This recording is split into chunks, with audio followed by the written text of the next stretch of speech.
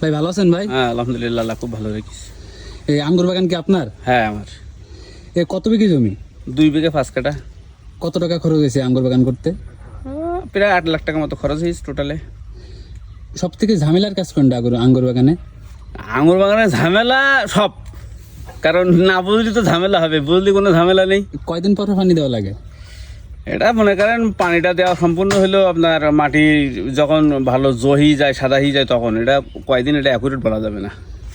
এতে কি কি রোগ হয় আঙ্গুর বাগানে যে ফলে? আঙুর বাগানের রোগ বা সব রকম আছে। ট্রিটমেন্টের বেশি হইলেও ছত্রাকনাশক স্প্রে করতে হয়, আর আপনার কীটনাশক, আর কিছু কিছু সময় মনে করেন আপনার ওই ভাইটামিন দিতে হয়, এই যে আপনার লাগে চামটা লাগে, মাকড়নাশক আর কি। কত বছর এই নতুন চারা লাগালে কত বছর পর ফল দেয়?